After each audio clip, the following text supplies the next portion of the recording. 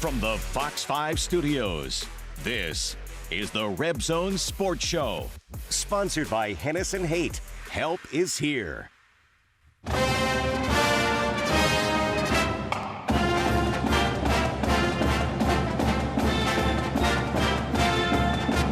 You got to understand, growing up, I'm a basketball guy.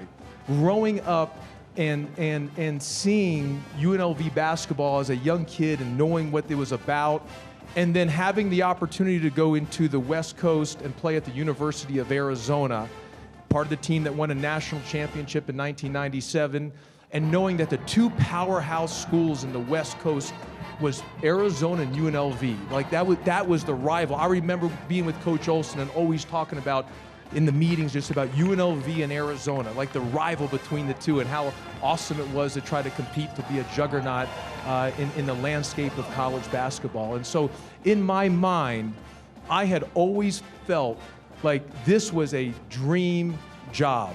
Like this was the ultimate job. And when this became open, my motor, which runs a lot, was at even another level. And I cannot express the gratitude and how blessed and thankful I am for this opportunity. What an honor to have the Runnin Rebels head coach Josh Pastner in studio. Feels just like yesterday we were sitting down at your introductory press conference. What a season it's been. You called this a roller coaster season, but really up and down, up and down. What can you say about your squad this year? Yeah, well, Paloma, thanks for having me, and for Runnin Rebel Nation out there. Thanks for allowing me to be your head men's basketball coach. What I would tell you right now, it has been an absolute roller coaster. I wasn't planning on it to be a roller coaster. Yeah. We've had some highs and some lows. Mm-hmm. But you know, when you take over a program, and this is my third program I've taken over, and each one has been unique and different. And each time you take something over, it's usually a rebuild. It's going to take time. And a few things. Number one is, in year one, when you're doing a rebuild, you're trying to establish culture. And that's a big thing in trying to establish that. And then the second thing in that, in year one, because of the rules, we had to sign 13 new players. Yeah. And we had a brand new team. So because of that and because of our injuries, we've been in and out. We haven't really been able to get settled. And look, the record isn't what I had thought it would be. Yeah.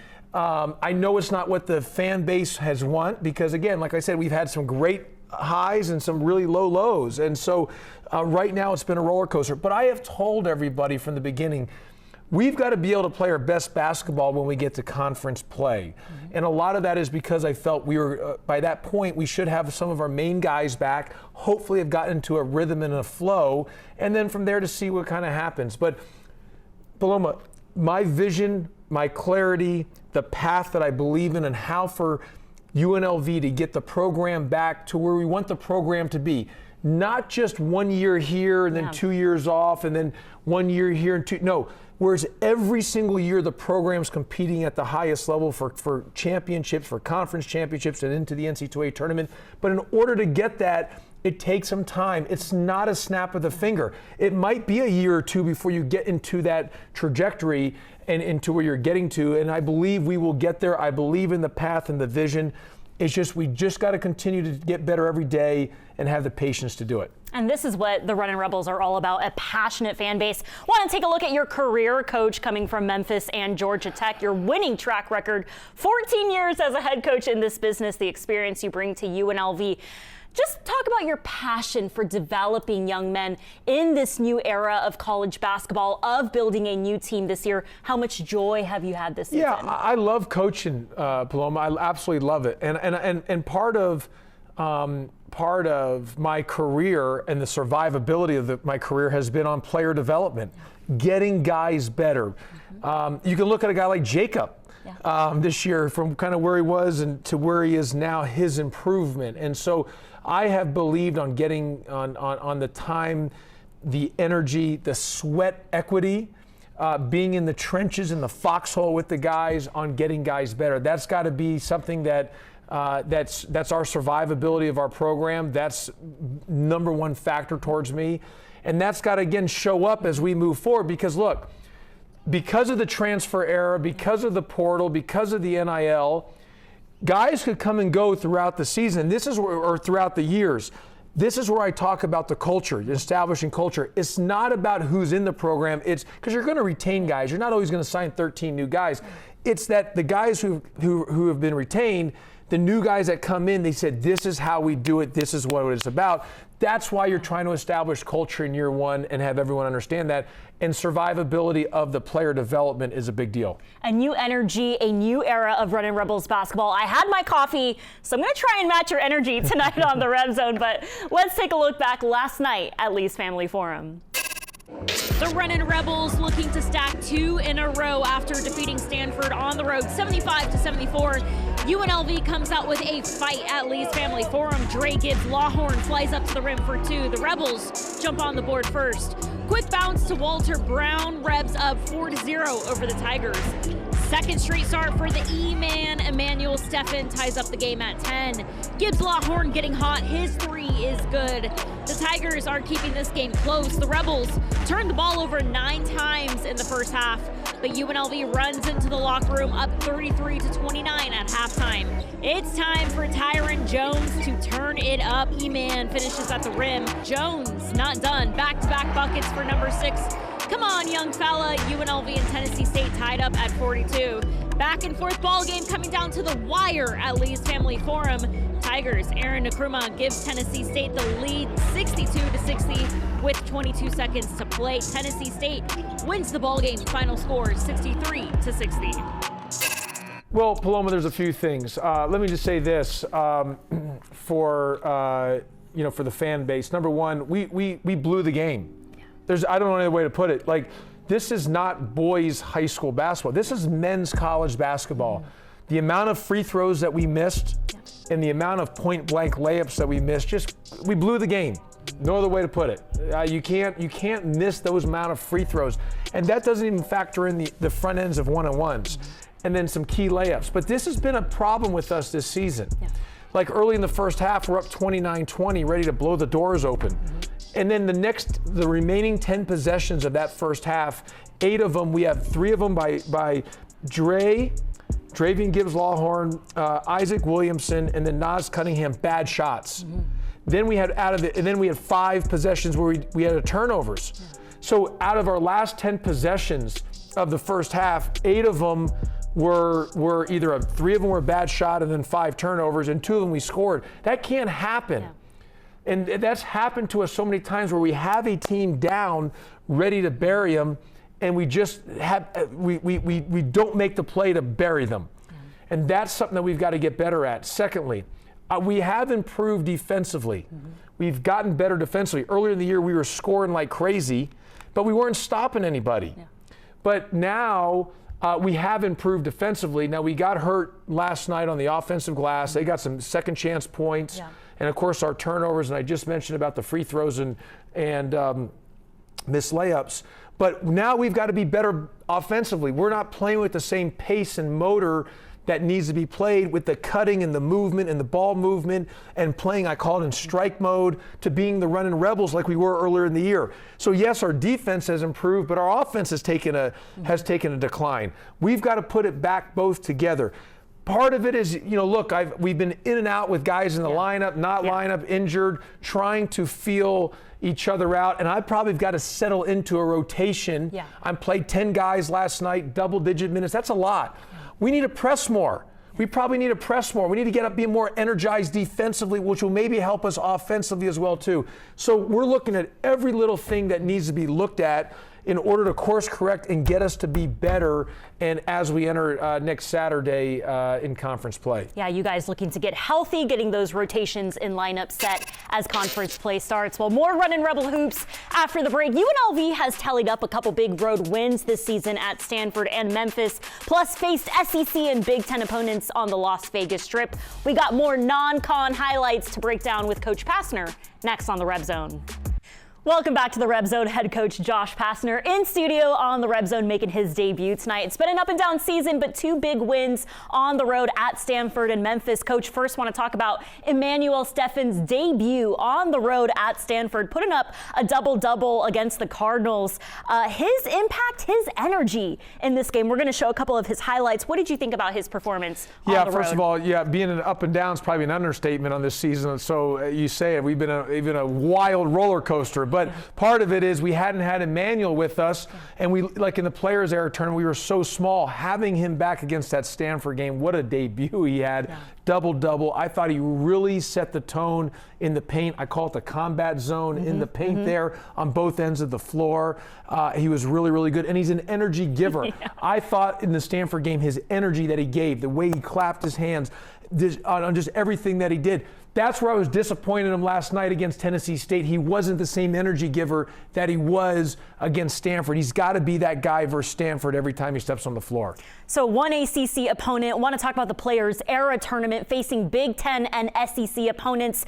Obviously shorthanded in these matchups, but how did your team grow out of this tournament? Yeah, Paloma, we were shorthanded. Again, a big-time understatement. We were the smallest team in that field. It was unbelievable. We were like playing in the land of the giants, and we were the smallest team. Where we were the flowers. You know, I mean, so because we didn't have any 5 men in that tournament, and we were really, really small. That all being said, Paloma, that look, we scrapped, we battled. We should have won the Maryland game. We should have won the Rutgers game. But Alabama, we really didn't have a chance in that one. They were the way they shot the ball. We kind of had gassed out on that. But bottom line is, those were some good opportunities. If Jacob was able to play in those first game, in the Maryland game and the Rutgers, I really thought we'd gone 2-1 out of that tournament. Jacob told me, they told me right before we about the tip he wasn't being able to go, and then we had to really switch some things around just based on being really small and really factoring in Tyrin Jones, who's going to be so good. Who's going to be, you're going one-on-one with him later in the show here. Just about having him at the 5-man probably was a little tough for him against some of those bigger guys, Maryland, Alabama, and Rutgers. But you'll see in the next segment how great of a young man he is, and we're so excited about him too. Excited to catch up with Tyrin Jones, but also want to talk about a big win on the road at Memphis. How huge was this for you, Coach? Yeah, I mean, look, I spent 7 years there as a head coach, had a lot of success, a lot of wins, and it was great before the game. We did a tribute video. I got a standing ovation. I had my wife and kids there, so for them to be able to experience that and see that was really cool. But, I mean, look, we had 2 great road wins at Memphis, at Stanford against 2 good teams. And then you have some other losses where they're just head scratching. So, but we really played the right way there, really did a nice job. And then we came back after this game and we, made sure that we were able to put a stamp on it by beating St. Joe's, a good St. Joe's team, a few days later from the Atlantic 10. And so I thought that in this game, the way we moved the ball, took care of the ball, played off of 2 feet, and the way we defended Howie Fleming there on that basket. He had 25 points in that game. That was a big win there. Yeah, excited to see your young freshman stepping up this season. Speaking of freshmen, we're going one-on-one with Tyrin Jones. The true freshman tells me he's not a freshman anymore. We'll hear more about his decision to play for Coach Pastner and staying here in Las Vegas in his hometown. Las Vegas native Tyrin Jones joining us on the RebZone. We're so excited to get to know you more. Of course, Vegas, obviously all behind you. Really excited for this season. Yes. Tell us a little bit about your squad. What are you seeing this season? This season, I'm seeing a lot of just toughness, just coming off these games, playing good teams. It's just us just making a big impact on the defensive end, the offensive end. We're just trying to bring back the Runnin Rebels, and I hope the fans see that too right now. The momentum coming off the Stanford win, what are you seeing in this building? I'm seeing that we have heart. A lot of teams have just looked at us and just said it's going to be easy win. I think we're showing right now that we can really play with the big dogs right now. You get your starting center back. His impact on the road, how huge was that for you guys? E-Man coming back was great. Just having somebody just an offensive rebound. He's a great energy guy. Just bring us all together when times are getting rough. Just having him coming back was just a blessing right there. Speaking of energy, you're bringing it on both ends right now. What would you say is your biggest growth the biggest growth in your game this season? The biggest growth in my game this season is me just getting stronger. You know, when I first got here, I was a little nervous playing against the big guys, but as I was getting stronger in the weight room, eating, I could feel myself just being able to move bigger guys in a way, if that makes sense. Just being able to just be physical around the perimeter and physical around the paint and everything. You're having so much fun here at UNLV. We see it on the court. Yeah, 100%. Your decision to play at UNLV, to play for Josh Pastner, how big is that for you? It's a very big thing, you know, just having my mom just be able to watch my games again, and just when Coach Pastner called me the first time, it's just his energy, I just knew it was going to be the right spot. Just hearing him, having him saying like he's excited to have me, it just took my heart right there. I was just ready to play.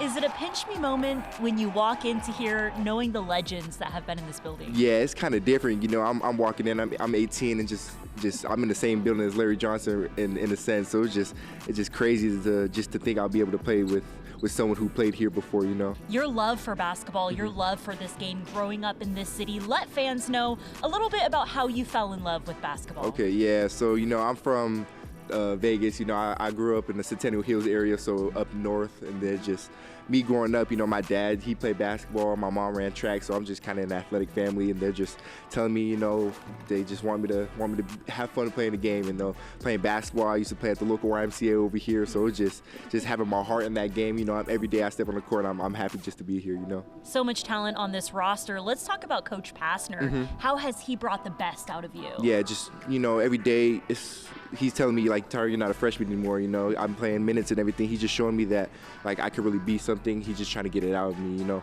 He just pushed me every day in practice, pushed me in the game. He knows how good I can be, and I honestly, I don't know how good I can be, but he just pushed me, just making sure he gets the best out of me every day, and I'm thankful to have someone like that in my circle, you know.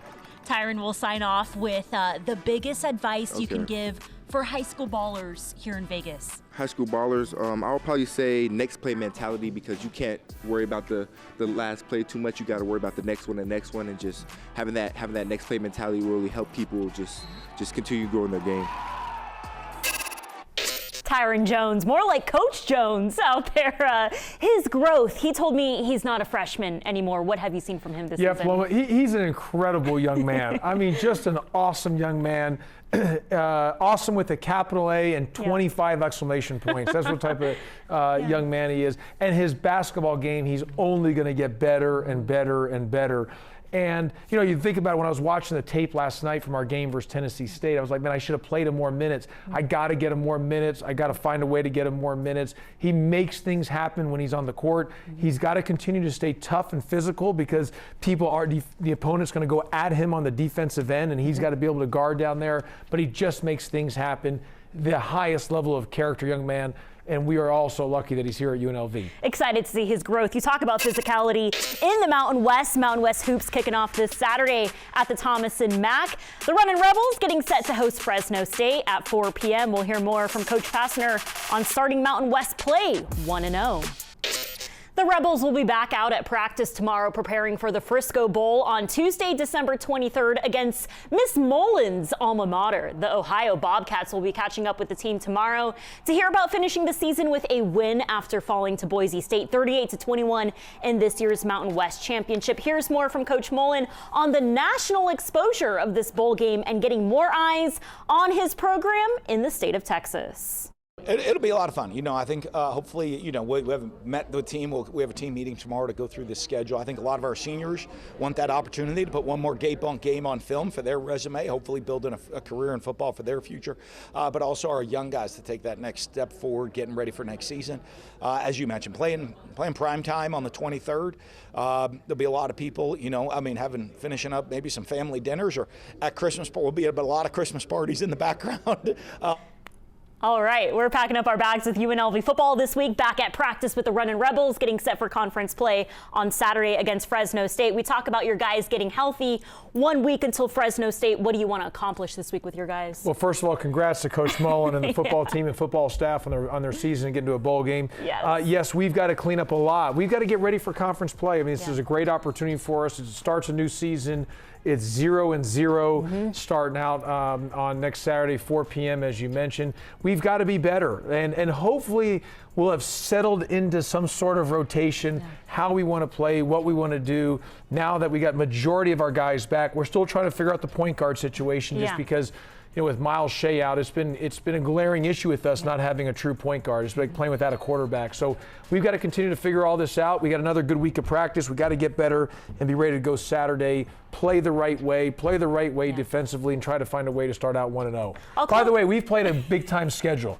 We've played a very, very tough schedule to this point in the non-conference. Hopefully that will prepare us for conference play also. Can you tell he's a pro in the studio? I mean, I don't have to do any of the talking. We'll just let Coach Pastner wrap it up with just your excitement for conference play, new season, the energy you're seeing with your guys. Yeah, for sure. I mean, this is, like I mentioned, there's really 3 seasons. You got the non-conference, you got the conference, and then you've got the conference tournament. And so we're 0-0. Everything starts fresh. I think everybody in this town, we're pick 6 in the conference preseason. We're pick 6. Yeah. I believe we're better than that, but you got to go on the floor and do it and show it. And we have an opportunity starting Saturday against a good Fresno State team, well coached, and we'll have to play at a high level. We've got to get better and keep improving day by day. Excited to see your guys continue to get healthy. Excited to really dive into Coach Pastner's program here on the RebZone. Well, thank you so much. We'll see you next Sunday on the RebZone, sharing the latest from UNLV's bowl game. Thanks so much, Coach, for being in. Thank you, Paloma.